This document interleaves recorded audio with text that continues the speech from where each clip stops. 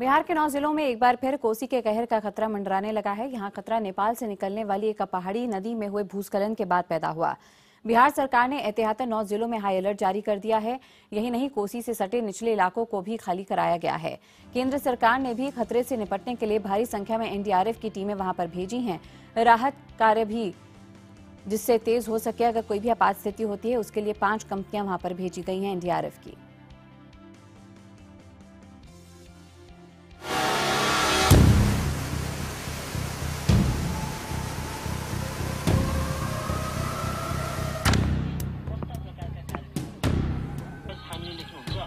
बिहार का शोक कही जाने वाली कोसी एक बार फिर कहर ढाने को तैयार दिख रही है।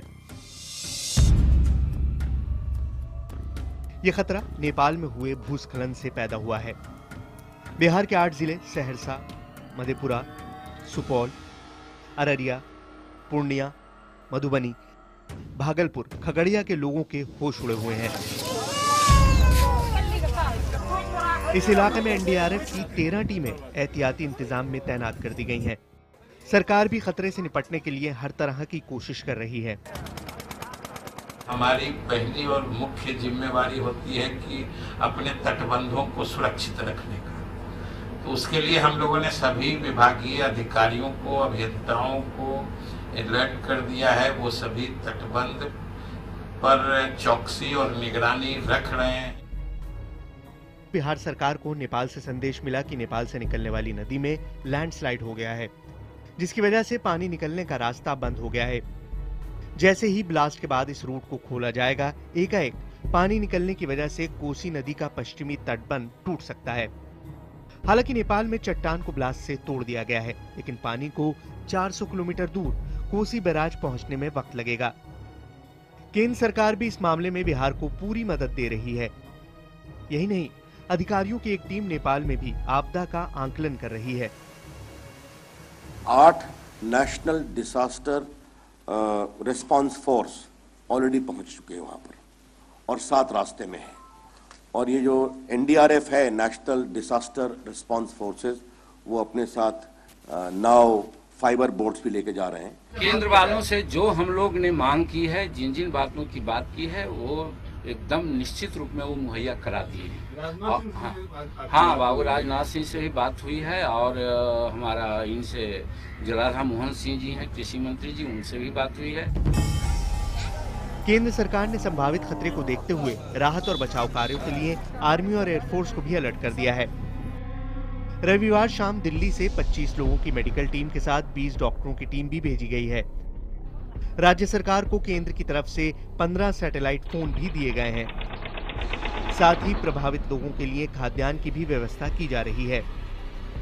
इस संभावित खतरे के मद्देनजर जल संसाधन विभाग के सभी इंजीनियरों की छुट्टी रद्द कर दी गई है। तो वहीं किसी भी अनहोनी से निपटने के लिए सरकार पूरी तरह से मुस्तैद हो चुकी है। लेकिन यहाँ के रहने वाले लोगों से लेकर अधिकारियों को तभी चैन मिलेगा जब यह खतरा टल जाएगा। चंद्रमोहन कुमार, पटना, IBN 7। और आपको बता दें कि कोसी को बिहार का अभिशाप कहा जाता है। कोसी में हजारों क्यूसेक्स पानी बढ़ने के अंदेशे के बाद सुपौल के बीरपुर में बैराज के सभी 56 फाटकों को खोल दिया गया है। ग्राउंड जीरो से देखिए प्रभाकर कुमार की एक और रिपोर्ट। जी, हम मौजूद हैं भारत नेपाल सीमा पे कोसी बराज में और हम नेपाल के अंदर मौजूद हैं। हमारे पीछे आप ये देख सकते हैं, यही कोसी बराज है, यही कोसी का रिजर्वायर है जो कि कोसी नदी को बांधती है जब वो भारत में आता है। इस रिजर्वायर का हमें बताया गया है कि लगभग 13 लाख क्यूसेक पानी होल्ड करने की कैपेसिटी है। वो पूरी कैपेसिटी फुल है। जैसा नेपाली अथॉरिटीज़ बता रहे हैं कि कोसी नदी में बीच में जो लैंडस्लाइड हुआ है उसके चलते कोसी नदी का पानी लगभग रुक सा गया है और लगभग 25 लाख एक्स्ट्रा क्यूसेक पानी जो है वो कोसी नदी में जमा हो गया है। उस लैंडस्लाइड को, उस जो दीवार बन गई है उसे तोड़ने की कोशिश की जा रही है। और उसके बाद जो डर सता रहा है नेपाल के और भारत के अथॉरिटी, उसको भारत की सरकार को, कि उसके बाद जब 25 लाख क्यूसेक जब पानी छूटेगा तो ये पूरे इलाके में तबाही मचा देगा। और सुपौल बॉर्डर से हमारे साथ जुड़े रहे हैं संवाददाता प्रभाकर कुमार। प्रभाकर, जानना चाहेंगे इस वक्त वहां पे क्या ताजा अपडेट आपके पास? देखिए, जहाँ तक अपडेट की बात है, पिछले कुछ दिनों से कोसी के पूरे इलाके में सरकार जो है चौकसी बरत रही है। एनडीआरएफ की 9 कंपनियों को यहाँ उतार दिया गया है और 5 जो आर्मी के कॉलम्स हैं उन्हें भी रख दिया गया है। एयरफोर्स के 4 चॉपर जो हैं वो स्टैंड बाई पर रखे गए हैं किसी भी आपात स्थिति से निपटने के लिए। और हम जहाँ मौजूद है वहाँ से आपको शायद थोड़ी भौगोलिक स्थिति समझा सकें इस जगह की। ये जो आप सफ़ेद लकीर देख रहे हैं यही वो कोसी नदी है और जो पानी का आप जो इधर पानी बहता हुआ दिख रहे हैं, जो इधर पानी भरा हुआ है, ये पानी खेतों में भरा हुआ है। हम जहाँ खड़े हैं वो एक एम्बैंकमेंट पे खड़े हैं, एक बांध पे खड़े हैं और जगह जगह पे हम देख रहे हैं लगभग 50,000 लोगों को रिलीफ कैंप में पहुंचाया गया और कुछ लोग जो है वो खुद से भी अपने गांवों को छोड़ के और बांधों पे आ गए हैं इस डर से कि जब पानी का जल स्तर बढ़ेगा तब कोई ऐसी बड़ी तबाही ना हो, क्योंकि उन्होंने 5 साल पहले वो तबाही झेली है। सरकार की तरफ से लगभग 50,000 के आसपास के लोग जो है वो रिलीफ कैंपों में पहुंचाए गए हैं और बहुत सारे लोग जो है खुद ब खुद अपने घरों को छोड़ के आ रहे हैं।